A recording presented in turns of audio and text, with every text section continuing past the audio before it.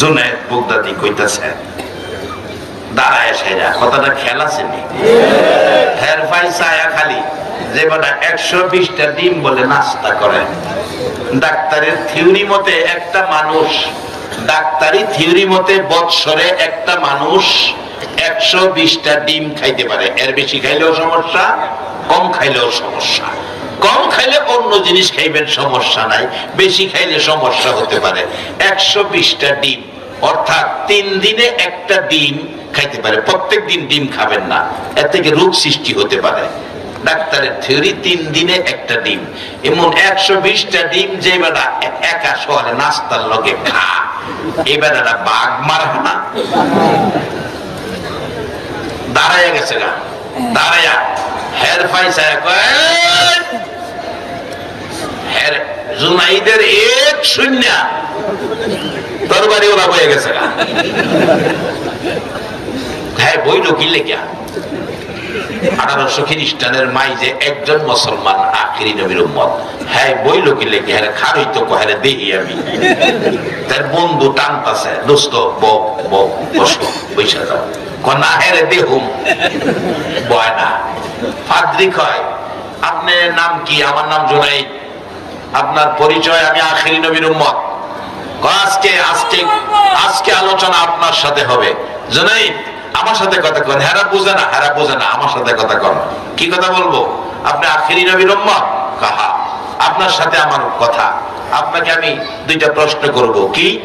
আল্লাহ নাকি বলছে বেহেশতে একটা ফলের গাছ, এক গাছে সারা বেহেশতে ফল দিবে, এটা কি সত্য? জুনাইদ বলেন হ্যাঁ। আর এই গাছের ফল সকালে খাবে যে মজা, বিকালে খাবে ভিন্ন মজা। জীবনেও এটার মজা কমতো না, বরঞ্চ দিন দিন বাড়বো। সকালে সকালে যে মজা, বিকালে ডবল মজা, বাসি হইতো না। এটা কি সত্য? জুনাইদ বলেন সত্য। এই ব্যাপারটা আমি জানতে চাই। আপনি কি জানেন না? জানলে আপনারা জিজ্ঞাসি। যদি আমার কাছ থেকে শিখতে হয়, পাদ্রী আপনি হবেন ছাত্র আর আমি হব শিক্ষক। শিক্ষক নিচে বইরিছে, ছাত্র উপরে বইরিছে। এই এই শিক্ষা জুনাইদ দেয় না। এটা আখিরি নবীর উম্মতের আদর্শের নাই।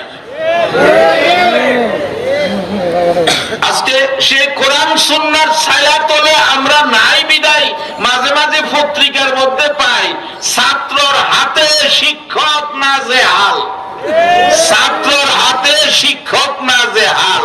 বাজান কোরআন সুন্নাহয় কি শিক্ষা দিল? একটুখানি চলুন আমরা আরবে যাই। আরবের ইতিহাস। একটা ছেলে কোরআন শিখে, সুন্নাহ শিখে মাদ্রাসায় পড়ে। মাদ্রাসার ছাত্র খালি পায়ে যায়, পাথরের কণা বালু, হাঁটতে হাঁটতে বালুর কণা দিয়ে কষ্ট হয়। বড় হুজুর প্রধান শিক্ষক জিজ্ঞেস করলেন, বাবা এদিকে আসো, তোমার জুতা নাই? জি হুজুর জুতা নাই। তাই মনে কিছু নিও না, আমার একটা কাপড়ের জুতা আছে, একটু সিরা, 4 আনার পয়সা দেই, সিলাই করে কালকা পায়ে দিয়ে আইসো। ছাত্র হুজুরের জুতা নিছে, শিক্ষকের জুতা। শিক্ষকের জুতা কি আদর্শ নবী রেখে গেলেন। এই শিক্ষকের জুতা লইয়া বাড়ি যাইতেছে আর চিন্তা করতেছে, শিক্ষকের জুতা আমি ছাত্র পায়ে দিব কিভাবে? বাড়ির কাছাকাছি গিয়ে 2 আনার সোডা কিনছে, বাড়ির গিয়া ডাকছে, মা, মা গো, মা, ও মা, মা আমার একটু গরম পানি করে দিবা? গরম পানি বসাইলেন, সোডা দিলেন, পানি লাল টকবক, জুতা 2টা ছাইরা দিছে, গরমের আবাস, রাবার নিচে কাপড় উপরে। 2টা কাপড় ধুইয়া পরিষ্কার করে সারা দিনে শুকাইছে। বিকাল বেলা দর্জির ঘরে গেছে বাচ্চাটা, গিয়া বলছে, চাচা আমার এই 2টা কাপড় একত্রিত করে আমার একটা টুপি বানাইয়া দেন। হাওয়ার জুতারে নিচে টুপি বানাইতো। এই আদর্শ মুসলমানের থাকবে, একবার বলুন আল্লাহু আকবার। এই আদর্শে যারা আদর্শিত হয়েছে তারা কি কোনদিন শিক্ষককে নাজেহাল করতে পারবে কিনা বলুন? বাজান আমরা সেই নবীর উম্মত, সেই নবী পাইছি, সেই নবী পাইয়া জীবন ধন্য। সকল নবীর উম্মতের চাইতে আমরা দামি হয়ে গেছি। বাজান খালি নামে দামি না, আদর্শ দিয়া দামি হইতে হবে, আদর্শ দিয়া দামি হইতে হবে। বাচ্চাটা ডাকতেছে, চাচা আমাকে একটা টুপি বানাইয়া দেন। দর্জি বলছে, বাবারে এই তো টুপির কাপড় না, মোটা কাপড়, জুতার কাপড়। বাচ্চাটা ডাকতেছে, চাচা 2 আনার পয়সা দিব, 2 আনার পয়সা দিব, কষ্ট করে এটা দিয়া টুপি বানাইয়া দেন। এবার আবেগ দেখে বাচ্চা মানুষ টুপির আকৃতি করে দিলেন। পরের দিন এই টুপি মাথায় দিয়ে যাইতেছে মাদ্রাসায়। শিক্ষক তাকিয়ে আছে পায়ের দিকে, পাওটা খালি, মনটা কষ্ট, ছাত্র কথা শুনলো না। অফিসে যাইয়া মনে ব্যথা নিয়ে বসে আছে, ছাত্র বুঝতে বাকি নাই, উস্তাদ রাগ হয়ে গেছে। দরজার কিনারে যাইয়া এতিমের মতো কাঁদতেছে, চোখের পানিতে জামা কাপড় ভিজতেছে। উস্তাদের নজরে পড়লো, ডাক দিল, এদিকে আয়, কান্দোস কেন? হুজুর কান্দি, আপনার মনটা ব্যথা, আমার প্রতি কষ্ট। হুজুর কেন আমার প্রতি মন কষ্ট করলেন? কষ্ট করব না, জুতাটা দিলাম পায়ে, দিলে না, খালি পায়ে আইলি, কেন আমার কথা অমান্য করলি? বাচ্চাটা কান্দে আর ডাকে, হুজুর আপনার কথা অমান্য করি নাই, আপনি হলেন শিক্ষক, আমি ছাত্র, আপনার জুতা আমার পায়ে লাগাইতে পারি না।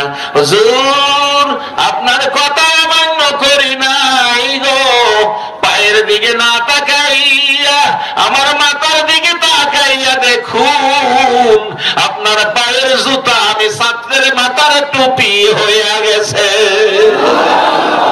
এই আদর্শে যার কাছে ছিল, ইনি আমাদের মাযহাবের ইমাম, ইমাম আবু হানিফা রাহমাতুল্লাহ আলাইহি, যিনি ইমামে আযম। আজকে সেই আদর্শ বাজান, আমাদের মেজাজ কত গরম, কিন্তু ইমাম সাহেব নবীর আদর্শ থেকে কি শিক্ষা দিলেন? মেজাজ গরমের মধ্যে ঝগড়াঝাটি হয়, শান্তি আসে না। নবীর শিক্ষা মসজিদে নববীতে নবী দ্বীনের আলোচনা করছেন, সাহাবীরা বসে আছেন, একজন ইহুদি মসজিদে নববীর ভিতরে মাঝখানে বসে প্রস্রাব করতেছে মানুষের সামনে। সাহাবীরা রাগ মেজাজ, হুজুর অনুমতি দিলে সাইজ করব। নবী বলেন, না না, তাকে কাজ শেষ করতে দাও। প্রস্রাব শেষ করার পর রাসূল বলছেন, ইহুদি কাজটা তো ভালো করলা না, এটা পবিত্র জায়গা, প্রস্রাব করে দিলা। এটুক বলে একজন সাহাবীকে বলছে, সাহাবী এক বালতি পানি আনো, ধুয়ে মুছে পবিত্র করে দাও। তাই করলেন। ইহুদি দাঁড়ায় বলছেন, হুজুর ভাবছি আমাকে মারবেন, শাসন করবেন, বিচার করবেন, সাহাবীদেরকে দিয়ে মার খাওয়াবেন, কিছুই কইলেন না। হাসি মুখে বললেন, ইহুদি এটা পবিত্র জায়গা, এ কি করলি? এর বাইরে কিছুই কইলেন না। নবী গো, এই কি আখিরি নবীর আদর্শ? রাসূল বলেন, হ্যাঁ। এই কি আল্লাহর বন্ধুর চরিত্র? রাসূল বলেন, হ্যাঁ। এই আদর্শে কি আপনার উম্মতেরা আদর্শিত হবে?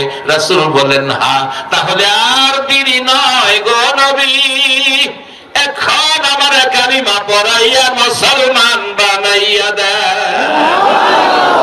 বাবারা, এই আদর্শ যতদিন মুসলমানদের কাছে ফিরে না আসবে, ততদিন মুসলমান মায়ের খাওয়ার থেকে বাঁচতে পারবে না, ততদিন আমার আল্লাহর পক্ষের সাহায্য মুসলমানদের জন্য আসবে না।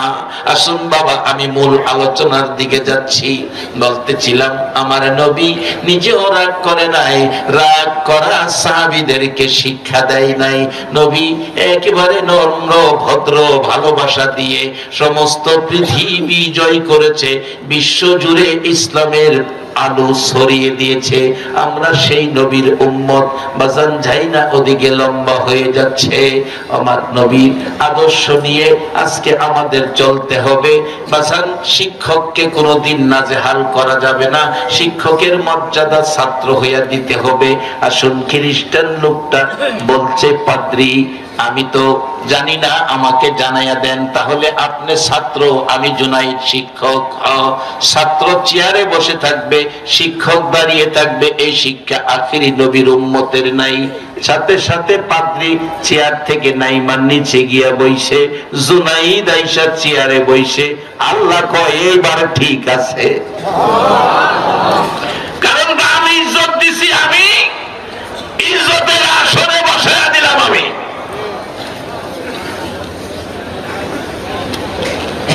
কুরআন বলছে, কুনতুম খায়রা উম্মাতিন উখরিজাত লিন-নাস। এবার প্রশ্ন করতেছে জুনাইদ, দেখে পাদ্রী কি বলছিলেন? একটা হলো বেহেশতের একটা ফলের গাছে সারা বেহেশতে ফল দিবে, একটা ফল গাছে কেমনে দিবে জানতে চাইছেন। জিজ্ঞেস করে জুনাইদ, পাদ্রী আকাশে সূর্য কয়টা? সূর্য একটা। একটা দিয়া সারা পৃথিবীর কাজ চলে কিনা? আপনারা কি কোন চলে না আরো 2-4টা লাগবো?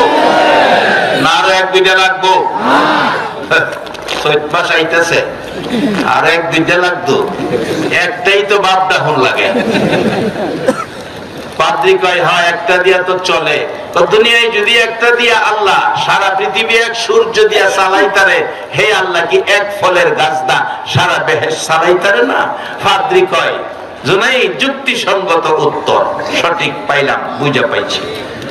এক গাছের ফল খাইবো, সকালে যে মজা বিকালে ডবল মজা, মজা কমবে না, এটা কি বলে? পাদ্রী প্রশ্ন করলে জুনাইদ জবাব দেয়, জুনাইদ আমার নবী উম্মতের জন্য নামাজ আনছে। এই যে নবীজি নামাজ নিয়ে আসলো মেরাজের সফর করে, এই যে নামাজ সেদিন থেকে শুরু হলো আজ পর্যন্ত আমরা যে নামাজ পড়তেছি, নামাজের দ্বারাইয়া প্রথম সূরা পড়ি, সূরাটা কোন সূরা? সবাই বলো। আরে বাজান পড়েন আর না পড়েন শিকারটা তো করবেন। কোন সূরা? সূরা ফাতিহা। এই যে 1400 বছর আগ থেকে সূরা ফাতিহা নামাজ শুরু করেই পড়া শুরু হইছে, এই পর্যন্ত কি কোন মুসল্লি ইমাম সাহেবরে কইছেন, ইমাম সাহেব হুজুর এই ফাতিহাটা আর কত পড়বেন? এটা আমরা বদলাইন না, এটা পুরানো হয়েছে, এটা মজা লাগে না, এরকম কি কেউ কইছে?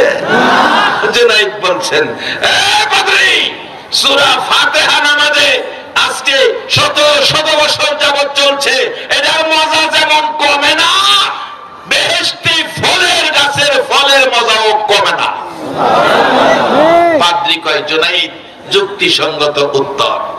এবার ডাকতেছে খ্রিস্টানরা, স্যার আপনারে চেয়ারতে নামাই দিছে, আপনারে কোন প্রশ্ন করতো জবাব দিয়ে আপনি জুনাইদরে নামাই দেন। আচ্ছা আখিরি নবীর উম্মতের ইজ্জত কে দিছে? জোরে কর। এখন ইজ্জত ধরে রাখার দায়িত্ব আমরা আসেনি বাজান? তাইলে কি দুধ পানি দিবেন? দুধ পানি দিবেন? ভাই বোনের হক মাইরা খাইবেন? বাবা আধা কানি জমি বিক্রি কইরা আপনারা বিদেশ পাঠাইছে টাকার শর্ট, মা আধা বুড়ি স্বর্ণ বিক্রি করছে, মার আধা বুড়ি স্বর্ণ বাবার আধা কানি জমি বিক্রি কইরা ছেলেরে বিদেশ পাঠাইছে, জাবালা বউয়ের নামে অ্যাকাউন্ট কইরা গেছে। ঘুমায় গেছেন না বাবা? এই কাজটা কি ঠিক হইলো? এর লাগি তো মুসলমান ফিরা খা, আরো খাইব, অনেক সময় আছে লোন আমরা জায়গা মতো জায়গা।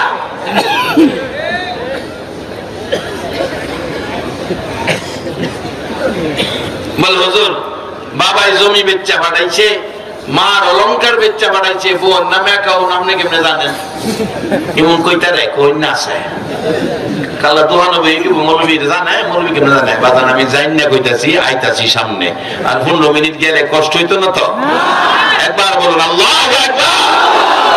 আমি বলবো আপনাদের জীবন ধন্য যারা আজকের মাহফিলের আয়োজক, যারা এই মাহফিলে নবীর রেখে যাওয়া কোরআন সুন্নাহর ছায়ার নিচে বসে আছেন। আল্লাহ যেন হাসরের দিন আমার নবীর সামনে আরশের নিচে যেন আপনাদেরকে ছায়া দান করে দেয়। এই ক্ষমতা আমার আল্লাহর আসেনি? আসেনি? আর বলি আল্লাহ দিত। এই জন্যই আমরা আল্লাহরে মালিক বানাইছি। বলুন আমাদের মালিককে।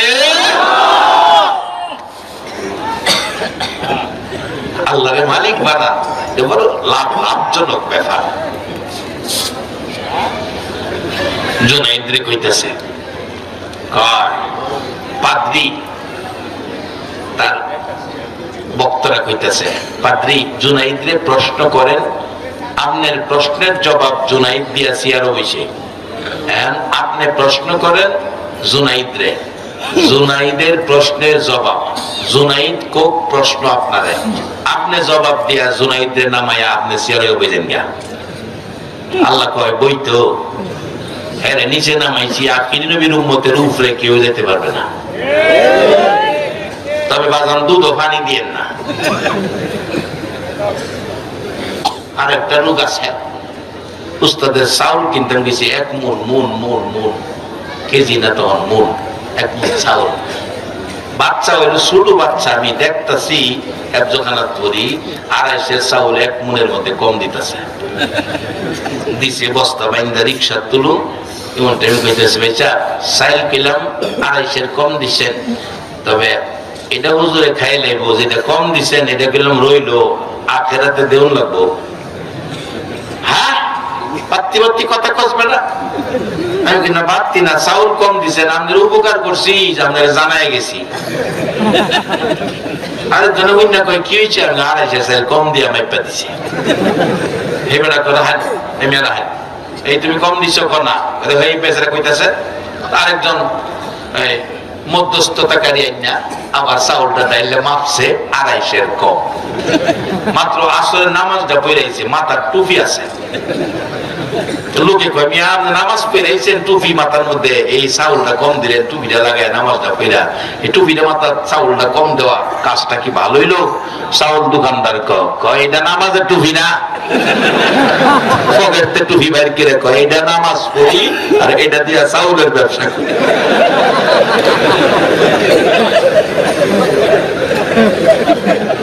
আচ্ছা এই যে একটা ব্যবসায়ী ব্যবসা কইরা জাহান্নামের আগুন থেকে বাঁচুন যাবে। আরে মিছামিছি কাটাইলাম জিন্দেগি, বলুন মিছামিছি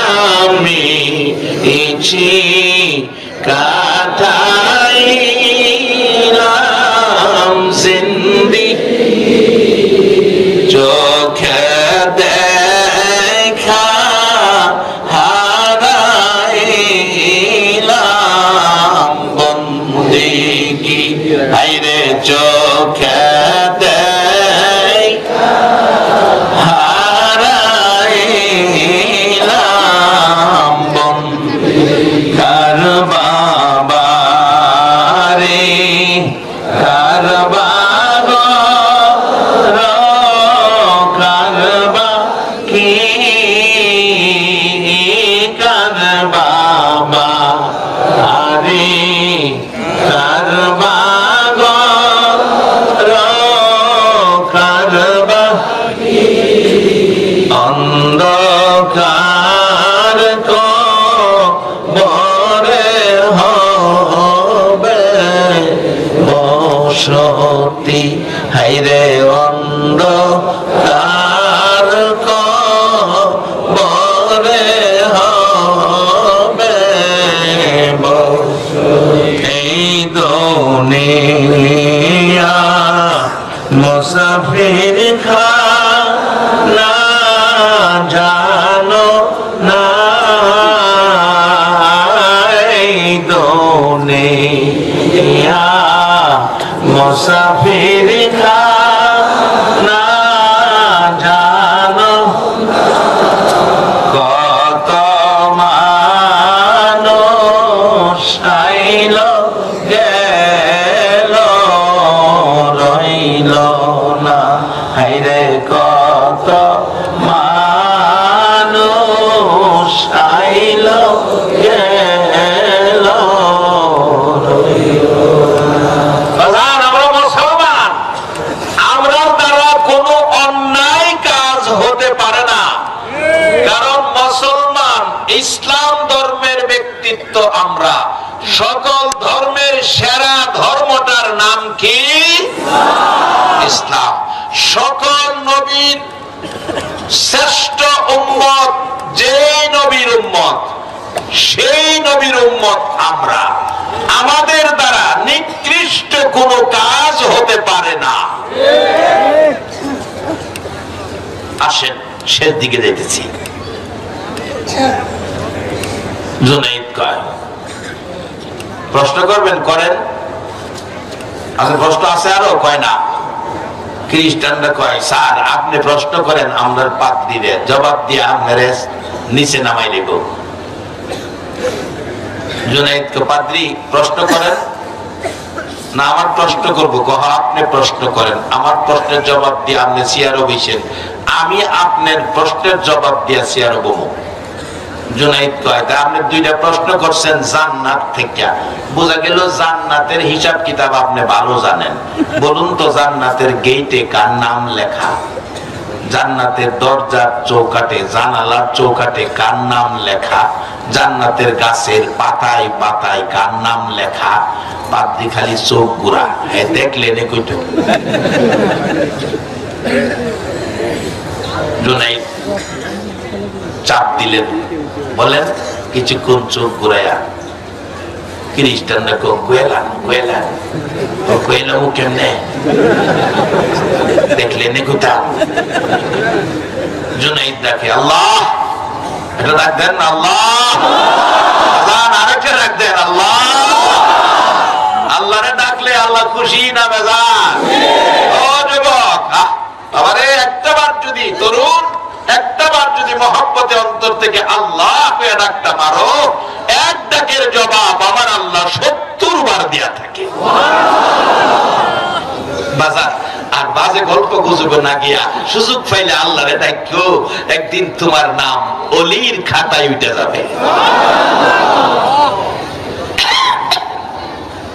ডাকতেছে আল্লাহ, জুনাইদ ডাকে ও আল্লাহ, পাদ্রীকে বেহেশত পর্যন্ত দেখার শক্তি দাও। আল্লাহ ওয়ালাদের ডাক আল্লাহ শুনে কিনা? সাথে সাথে পাওয়ার দিল, শক্তি দিল। জুনাইদের চোখ, পাদ্রীর চোখ খুলে গেল। পাদ্রী দেখে বেহেশতের গেটে আমার আপনার নবীর নাম লেখা।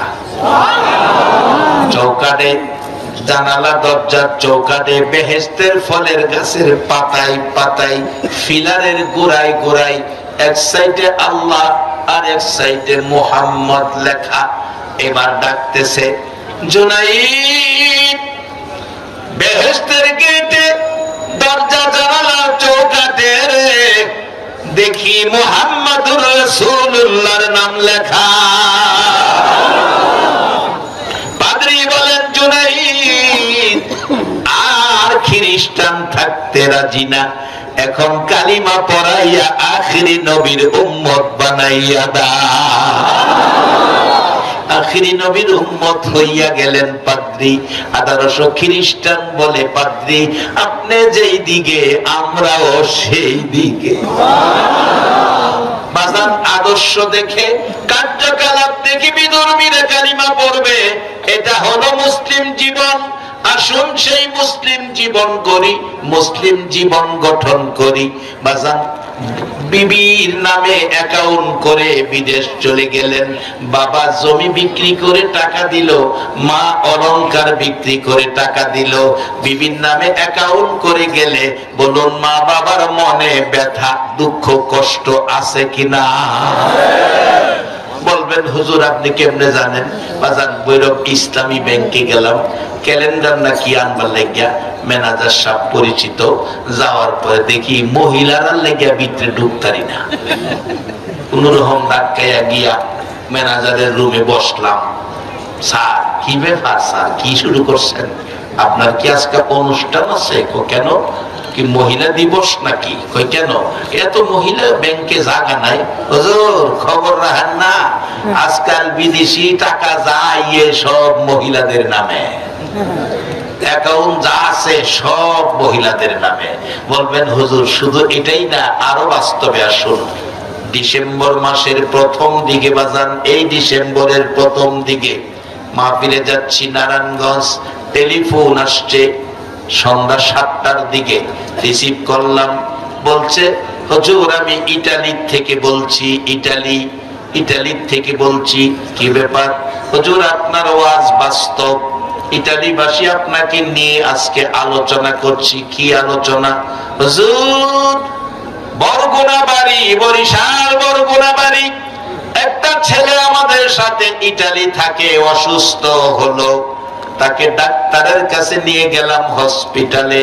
যাওয়ার পর ছেলেটা মারা গেছে, হসপিটালে মারা গেছে। হুজুর তার ডায়েরি খুলে দেখি, তার ডায়েরির মধ্যে বিবির নাম্বার, অ্যাকাউন্ট নাম্বার বউয়ের নামে। টেলিফোন করলাম বউয়ের কাছে, বোন রে তোমার স্বামী মারা গেছে, তোমার স্বামী মারা গেছে। টাকা পাঠাও, লাশটা হসপিটাল থেকে বাহির করতে হবে, লাশটা বাংলাদেশে পাঠাবো। বউ জবাব দিচ্ছে, মারা গেছে, মরা মানুষ টাকা দিয়া ইটালি থেকে বাংলাদেশে আনলে লাভ হবে কি? মাটি দিলে পয়সা গইলা মাটি হইয়া যাবে, মাটি টাকা দিয়া আইনা কোন লাভ? কেন টাকা খরচ করব? প্রয়োজন নাই আনার, সিস্টেম যদি থাকে সেই দেশে মাটি দিলেন। ফাইসালা দাঁড়িয়েছে।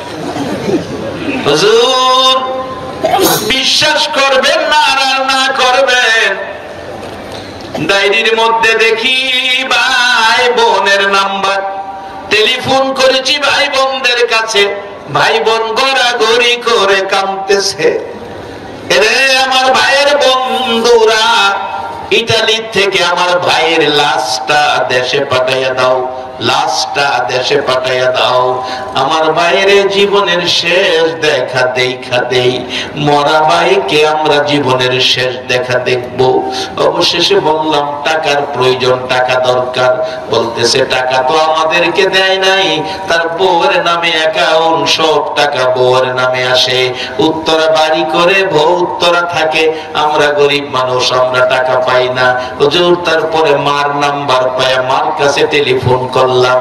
বাবাজান ডিসেম্বরের প্রথম দিকের ঘটনাটা, টেলিফোন করলাম, মা টেলিফোন রিসিভ করে শোনা যায় মা কাঁদতেছে। জিজ্ঞেস করি, মা গো আমি ইতালি থেকে বলছি, কাঁদতেছেন কেন? আমি একটা কথা বলার জন্য টেলিফোন করেছি। মা জবাব দিচ্ছে, বাবা আমারও একটা ছেলে ইটালি থাকে রে বাবা, আমারও একটা ছেলে ইটালি থাকে। মা আপনি কাঁদতেছেন কেন? আমি তো এখনো কোনো খবর দেই নাই। মা বলতেছে, বাবা গো আমারও একটা ছেলে ইটালি থাকে, সকাল থেকে কাঁদতেছি, কেন জানি রে বাবা, আজকে সকাল থেকে আমি মার কলিজায় আগুন জ্বলতেছে,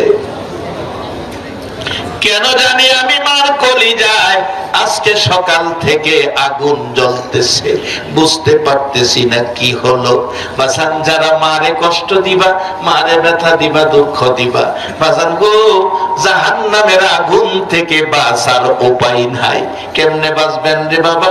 ওই দিন মাহফিলে বাম পাশে দাঁড়াইয়া একটা ছোট্ট বাচ্চা গজল গাইতেছে, জান্নাতের চেয়ে দামি আমার মা, মা গো জান্নাতের চেয়ে দামি আমার মা। গজলটা কি সুন্দর, সঠিক? জান্নাতের চেয়ে দামি আমার মা, মা গো জান্নাতের চেয়ে দামি আমার মা। রাসূল বলেছে মার পায়ের নিচে তোমার জান্নাত, তাহলে জান্নাতের চেয়েও দামি কে? এই মার চেহারার দিকে তাকাইলে আল্লাহর কসম মদিনার নবী বলেছে একটা কবুল 7টা উমরা হজের নেকি তোমার আমলনামায় পেয়ে যাবা। এমন সন্তান আছে সোনার বাংলায়, সোনার সন্তান, মারে ভাত কাপড়, মার খোঁজ খবরই নেয় না। মাসান এই রোগগুলি দূর না করা পর্যন্ত জাহান্নামের আগুন থেকে বাঁচার কোনো পথ নাই। আর এই রোগ থাকবো, একজন দুশমন আমরা আছে, কোরআনে বলছে উনি হইল আমাদের প্রকাশ্য শত্রু। হ্যাঁ, আমরা কেমনে জাহান্নামের আগুনও নিব এই চেষ্টা খালি আমরার পিছে লাগাইল। চিনছেন তাই দে? বলুন তো কে? সিঁড়ির চালাও আছে তাই? তাই একটু সাবধানে থেকে তাই কিরম আছে। হ্যাঁ, কাম হইল আমরা কেমনে জাহান্নামের আগুনও নিব, আর আল্লাহ কইতেছে আগুন থেকে আমরা বাঁচাইব। আখিরি নবীর উম্মতের আসেন শেষ দিকে গেছি, কেমনে বাঁচবেন এটাই আমার শেষ কথা, কেমনে আগুন থেকে বাঁচবেন এটাই আমার শেষ কথা। অবশেষে মা কান্তাছে, ওই যুবক বলতেছে ইটালি থেকে, মা গো খবর দিলাম না, কান্তাছেন কি খবর দিবারে বাবা? আপনার ছেলে আজকে সকালে মারা গেছে। হুজুর একটা চিৎকার যে মা দিল, এমন চিৎকার জীবনে শুনি নাই। মন কয় যেন মার চিৎকারে আল্লাহর আরশ কেঁপে উঠছে। সে মা, সে বাবা কত বড় সম্পদ। মার ওয়াজ কোরআনে, মার ওয়াজ হাদিসে। আজকে সেই মা বাবার মূল্য নাই। বিবির নামে অ্যাকাউন্ট, বাজান বিবির নামে অ্যাকাউন্ট করবেন, দোষ নাই। বিবিকে দূরে সরাই দিবেন, গাঢ় ধীরে ফিরাইবেন, এ কথাও ইসলাম বলে নাই। রাসূল বলছে স্ত্রীকে স্বামী মহব্বত করবে, স্বামী স্ত্রীকে মহব্বত করবে। কারণ স্বামী যে কাজটা সংসারের জন্য করে এটা স্ত্রীর পক্ষে সম্ভব না। আবার স্ত্রীও সংসারের জন্য যে কাজগুলি করে এটা স্বামীর পক্ষেও সম্ভব না। কারণ কেউ কেউর চেয়ে কম না, দায়িত্ব এক একজনের এক এক দিক। পুরুষ চাকরি করে টেক্সটাইল মিলে, গার্মেন্টসে, সিরামিক্সে, এই কত ফ্যাক্টরিতে চাকরি করে, বাসা তাইছে, খায়া ঘুমাইবো। এখন যদি বাড়িওয়াল নিকয় 8 দিন আমি তোমার চাকরির আমি চালাই, তুমি ভাগ্যের কাজটা 8 দিন চালাও, দেখবেন 2 দিন রান্না করে যাইয়া হয়তো পেঁয়াজের গন্ধ, নাইলে কাঁচামরিচের ঝাল, না হয়তো আগুনের ধোঁয়া, এই যাই ঝামেলায় একদিন পর ওই কইব তোমারটা তুমি করো, মাপ চাই আমি এটা নাই। কিন্তু এই যে বছরের পর বছর মহিলারা রান্না করে কষ্ট করে আপনার আমার জন্য রান্না বাড়া করে খাবার তৈরি করছে, কোনদিন কি তারা বিরক্ত বোধ করছে? তাইলে হেরাও কম করছে না, হেরারা আপনি ধাক্কা দিয়েন না। সবচেয়ে বড় মহিলাদের সম্মান দেওয়ার সবচেয়ে বড় কারণ হলো এমন একটা দায়িত্ব আল্লাহ মহিলারা দিছে যে এটা পুরুষের পক্ষে সম্ভব না। এটা হলো বাচ্চা লালন পালন করা। বাচ্চা লালন পালনের দায়িত্বটা যে মহিলারা দিছে, আল্লাহ বাঁচাইছে, আমরা বাচ্চা গেছি। যদি বাচ্চা লালন পালনের দায়িত্ব মহিলারে না দিয়া পুরুষের দিত, বাচ্চা যেভাবে শুরু সময় ভেনভিনি বসরা পায়খানা করে, 2 দিনে থেন হায়া বাবাই হুয়া মাইরা দিলেন। এত বিরক্ত হইয়া বাচ্চা লালন পালনের দায়িত্ব নিয়া এই পৃথিবীতে কষ্ট করেছে কে? আওয়াজ করে বলতে হবে কে? সেই মা জাতি মহিলাদের সম্মান করবেন। মাগো তোমরা রাস্কা উপরুড়াই দিয়ে গেছি, আবার স্বামীরে ধমক দিও না। স্বামীরে যদি ধমক দেয় মনে করবেন তাইলে কিয়ামতের লক্ষণ। যে ঘরে স্ত্রী স্বামীরে ধমকায় এটা কিয়ামতের আলামতের একটা লক্ষণ। স্বামীকে ধমক দিতে পারবা না মা, স্বামীর সম্মান করবা, স্বামীও স্ত্রীকে সম্মান করবে। এই কাজগুলির দিক চিন্তা করতে যায় ইসলাম বলছে। তাইলে ইসলামের মধ্যে তিক্ততা, অশান্তি, দুর্নীতি, মারামারি, মুরামুরি, খিলাখিলি, সন্ত্রাসী এই জাতীয় কোন জিনিস ইসলামের ভিতরে সবাই বলতে হবে, এই জাতীয় কোন জিনিস ইসলামের ভিতরে যা আছে সব শান্তি। 100% শান্তির ধর্মটার নাম হলো সবাই বলুন 100% শান্তির ধর্মটার নাম কি? ইসলাম। একজনের সাথে আরেকজন সালাম ব্যবহার করবেন হাসি দিয়া, হাসি দিয়া। একজনের সাথে হাসি দিয়া যদি কথা বলে, হাসি দিয়া এক ভাই আরেক ভাইয়ের সাথে হাসি মুখে কথা বলার কারণে তার আমলে সদকা করার নেকি আল্লাহ দান করে দেয়। চিন্তা করছেন কত সহজ? হাসি মুখে কথা বললে সদকার নেকি দেয়। বাজান আসেন এবার আগুন থেকে বাঁচেন। শেষ কথা, আল্লাহ আখিরি নবীর উম্মতের আগুন থেকে বাঁচার কথা কইছে। শয়তান টানতাছে আগুনও নিত, এখন আপনারা আগুন থেকে বাঁচবেন। কিভাবে বাঁচবেন? এই যে দেখেন সহজ পথ। আল্লাহ হাবিব স্বপ্ন যুগে ইমাম গাজ্জালি সাহেবকে জানিয়ে দিলেন, গাজ্জালি তোমার মহল্লায় একটা লোক মারা গেছে, লোকটা বেহেশতি, লোকটার নাম আব্দুর রহমান। সকালে গাজ্জালি তালাশ করলেন আব্দুর রহমান বেহেশতি লোকটাকে দেখি, নবী কয়ে গেছে। বেহেশতি লোকটা দেখে বলছে কি ভাগ্য। আচ্ছা বাবা লোকটা কি আমল করতো? এলাকাবাসী কাঠ মিস্ত্রির কাজ করতো, শ্রমিক মানুষ, শ্রমিক মানুষ, বেশি আমল তো দেখি নাই। তার বিবির সাথে কথা বলি, পর্দা কেড়ে দিচ্ছে, পর্দার ভিতরে বিবি, বাইরে ইমাম গাজ্জালি। অন্ত এই পর্দাও নাই। ডাক্তার লাল মিয়া ভাই বাড়িতে আছো? কয়টা বাড়িতে নাই? তো ভাই যখন বাড়িতে নাই ভাবিরই দেখে যাই। ভাই বাড়িতে হ্যাঁ ভাবিরে দেখে যা। কে দিছে তোমাকে সেই অধিকার ভাবিরে দেখার জন্য?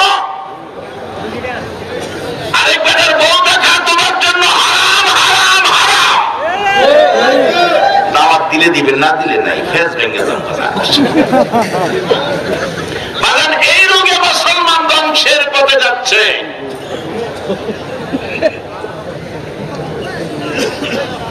আল্লাহ এই রূপ থেকে আমাদেরকে হেফাজত করুক সকলে। আগুন থেকে বাঁচছেন, একবারে সুন্দর পথ। রাসূল বলছেন, মাগো তোমার স্বামী কি আমল করছে? মহিলারা কান্দে আর ডাকে, হুজুর আমার স্বামী হাতুড়ি দিয়া বাড়াল দিয়া কাজ করে, কাঠমিস্ত্রি, দুইটা কাঠের জোড়া দেওয়ার জন্য পরিবেশ করে, জোড়ার মাঝখানে লোহা তার কাটা মারবে, হাতুড়ি উপরে উঠাইছে। হুজুর এমন সময় যদি মসজিদের মিনারায় আল্লাহু আকবার আযান হয়ে গেছে, এই আযানের আওয়াজ কানে লাগলে আল্লাহর কসম পিছনের হাতুড়ি সামনে আনে না, দৌড়াইয়া মসজিদে চলে যায়। এই একটা আমল দেখেছি হুজুর। আর একটা আমল আছে। কি আমল? মা আপনার সামনে একটা কাদের থাক দেখা যায়, হ একখান কোরআন শরীফ আছে, হ হুজুর আমার স্বামী কোরআন পড়াও জানে না, এশারের নামাজ পড়ে ঘরে আইসা অন্য মানুষ কোরআন শরীফ পড়ে না, খায় ঘুমায়া যায়, আমার স্বামী ঘরে আইসা গো হুজুর খাবার চায় না, বিছানায় শুই না, টান দিয়া কোরআন শরীফ বুকে লাগাইয়া গো পাগলের মতো কান্দে, চোখের পানিতে জামা কাপড় ভিজে, বালিশের উপর কোরআন শরীফ রাইখা একটা একটা পৃষ্ঠা করে উল্টায় আর কান্দে। একেবারে প্রথম থেকে কোরআনের লাইনে লাইনে আঙ্গুল ঘুরাই এতিমের মতো কাঁদতে থাকে, চোখের পানিতে কোরআনের পাতা ভিজে যায়। হুজুর 3-4 পারা কোরআনের লাইনে লাইনে আঙ্গুল ঘুরাই গো, কোরআন পড়া জানে না, লাইনে লাইনে আঙ্গুল ঘুরাইয়া 3-4 পারা পার করে দিয়া আমার স্বামী ঘুমের করে ঘুমায়, কোরআনের লাইনে আঙ্গুল না ঘুরাইয়া কোনোদিন ঘুমায় না। এই দুইটা আমল দেখেছি। গাজ্জালি বলেন, টান দিয়া কোরআন নামাইলাম পৃথিবীর মানুষের রে, কোরআন খুলে দেখি কোরআনের পাগলের চোখের পানি পাতাই পাতাই বাসে। এই দুইটা আমলের বিনিময় আমার আল্লাহ মদিনাওয়ালার মাধ্যমে আগুন থেকে বাঁচাইয়া জান্নাতের খবর পাঠাইয়া দিছে। বাগো মেয়ে লোকেরা, ও বাবারা ভাইয়েরা, সকলের জন্য এই দুইটা আমল সহজ। আপনাদের কাছে যারা আমার বয়সে বড় পায়ে ধরে অনুরোধ করে গেলাম, যারা আমার বয়সে ছোট হাতে ধরে অনুরোধ করে গেলাম, কোরআনের পক্ষে থাইকো, হাদিসের পক্ষে থাইকো। আমার নবী নিজে দুনিয়া থেকে বিদায় হওয়ার আগে বলেছে, উম্মতেরা রে, আমি নবীর রহমতের হাত তোমাদের উপর থেকে চলে যাবে, আমি নবী চলে যাব, তোমাদের জন্য দুটো জিনিস রেখে গেলাম, একটা হলো আল্লাহর কোরআন, আর একটা আমি নবীর সুন্নাহ, আমি নবীর হাদিস। এই দুইটার ছায়া তলে যারা থাকবে দুনিয়া ও আখিরাতে তোমরা কামিয়াবি হয়ে যাবে। আল্লাহ আমাদেরকে সেই কোরআন সুন্নাহ মেনে চলার তৌফিক দান করুক। যে আলোচনাগুলো করেছি এগুলি বুঝে শুনে চলার তৌফিক দান করুক। সকলে বলুন আমিন। বাজানা শুন আমরা দোয়া করব।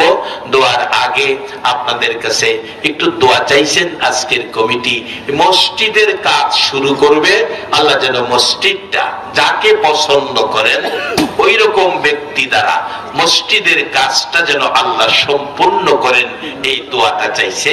তারা মসজিদ ভাইয়া নতুন করে নির্মাণ করবে।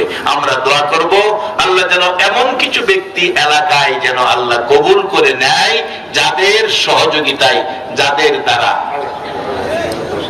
মসজিদের কাজটা হবে, এমন ব্যক্তি যাতে এই এলাকায় জন্ম হয়। বাজান, আমি তো টাকা চাইছি না, দোয়া না ফিরে যাইতেছেন গা। আমি টাকা চাইছি আপনার কাছে, দোয়া না ফিরে গেলে কেমনে? হাদিস শরীফে রাসূল বলছেন, আর দোয়াও মুখুল ইবাদা, সব জিনিসের সারমর্ম দোয়া। আজকের মাহফিলে আসার সার্থকতা হবে দোয়া। দোয়ায় শরীক হয়ে যাবেন। তবে আমি বলছিলাম মসজিদটা কাজ করবে, আপনাদের কাছে দোয়া চাইছে, টাকা চাইছে না, দোয়া। দোয়া না করবেন এরপরে উঠে যেতেছেন, তাহলে বোঝা গেল মসজিদ হোক এটা আপনারা চান না।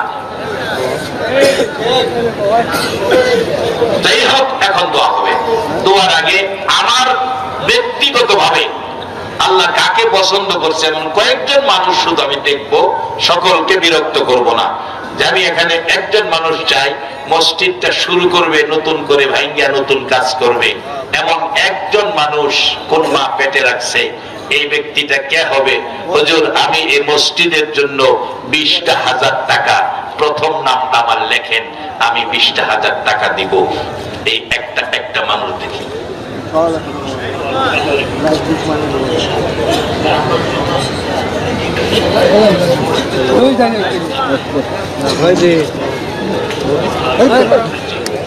আপনার নাম বলেন? মোহাম্মদ হুমায়ুন কবির মোল্লা। আমি সবাই বিরক্ত করবো না, আপনারা চিন্তা করেন না। আপনারা উঠে যেতেছেন গা, মনে করছেন যে পকেটের টেহানি নেই গা, নিতাম না। এই মসজিদের প্রথম ইমাম এ মোল্লা সাহেব। মসজিদ শুরু হয়েছে বেশি দিন হয় নাই, মনে হয় অনেক আগে। আচ্ছা যাক, এখন নতুন করে নির্মাণ করা হবে। মসজিদ কার ঘর বলুন? বলুন আরো জোরে। আমরা কার গোলাম? আমরা দুনিয়াতে মানুষ হিসেবে সম্মান দিয়া পাঠাইছে কে? এখন হে আল্লাহর কথাই তো হইতেছি, এখন এটা লেগে তো যাইবেন গাতে, এটা তো হয় না, এটা অসুন্দর হয়ে যায়। মোল্লা সাহেব প্রথম নামটা উঠাইলেন 20,000 টাকা, সবাই বলুন মারহাবা। আরেকটা 20 দেখি, আরেকটা 20। আজকের সম্মানিত সভাপতি, অসুস্থ ব্যক্তিত্ব, আমার শ্রদ্ধাভাজন ভাই, আমার অত্যন্ত মহব্বতের ব্যক্তি জনাব আলহাজ ডাক্তার নুরুল ইসলাম সাহেব এই অসুস্থতা নিয়ে সভাপতির দায়িত্বে বসে আছেন। আল্লাহ ও খোদা, আমি আমার ভাইয়ের জন্য তোমার কাছে ফানা চাই, ভাইকে সুস্থ করে নেক হায়াত দাও। আমার ভাই সভাপতি আলহাজ ডাক্তার নুরুল ইসলাম সাহেব 20,000 টাকা, সবাই বলুন মারহাবা। আপনারা শুধু মারহাবা দিবেন, টাকা দেওয়া দরকার নাই। জি, আমি বেশি বিরক্ত করবো না, আমি অসুস্থ মানুষ। জি জি, মোল্লা সাহেব ওনার বাবার নামে, বাবা আছেন অসুস্থ, বাবা মোহাম্মদ ইউসুফ মোল্লা, ওনার সুস্থতা চেয়ে 20,000 টাকা দিলেন। ওষুধ চাইলেন না, মাহফিলের বরকত চাইলেন। আল্লাহ এই মাহফিলের বরকত দিয়ে জনাব ইউসুফ মোল্লাকে সুস্থ করে হায়াত বাড়িয়ে দাও, সকালে বলুন আমিন। আমি মাত্র 5 জন মানুষ 20,000 টাকা নিব, বেশি না। এমপি সাহেবের ছেলে আজকের প্রধান অতিথি অ্যাডভোকেট জামিল হাসান দুর্জয়, 20,000 টাকা, সবাই বলুন মারহাবা। 3 জন পাইছি, সহজ হয়ে গেছে না? 5 জন দরকার, 3 জন পাইছি। বলে হুজুর 5 জন কি লিগা? আরে 5 জন যে 5 ওয়াক্ত নামাজ, 5-এর লগে মিল রাখছি। যে নবীর উম্মত হইছেন 5 ওয়াক্ত নামাজ পড়লে নাকি দেয় 50 ওয়াক্তের। আমরা তো হায়াত কম, আল্লাহ খালি কোন না কোন সুযোগে আপনারা নাকি খালি বাড়াইয়া দেয়। আসেন, 5 জন চাইছি, 3 জন পাইছি, আর 2 জন পাইলেই আপনাদেরকে নিয়ে আমি দোয়া করবো। আমি অসুস্থ মানুষ, আমার প্রেশার ডাক্তার সব জানে, সকাল সন্ধ্যা ট্যাবলেট খেতে হয়। দেখি প্রত্যেকদিন মাহফিল কিরা সিজনের শেষ পর্যায়ে এসে পড়ছি, শরীর অসুস্থ হয়ে যায়, আপনাদের কাছে দোয়া চাই। ইঞ্জিনিয়ার গোলাপ হোসেন কই? ইঞ্জিনিয়ার সাহেব কই? মোল্লা সাহেবের ভাই ইউসুফ মোল্লা সাহেবের সন্তান, খালাতো ভাই। কার খালাতো ভাই? আপনার খালাতো ভাই। এই মোল্লা সাহেবের খালাতো ভাই ইঞ্জিনিয়ার গোলাপ হোসেন কই? ইঞ্জিনিয়ার সাহেব একটু দেখি। মাশাআল্লাহ, মারহাবা। আল্লাহ মান সম্মান ইজ্জত আরো বানায় দেখ, সকালে বলুন আমিন। ইঞ্জিনিয়ার গোলাপ হোসেন 20,000 টাকা, সবাই বলুন মারহাবা।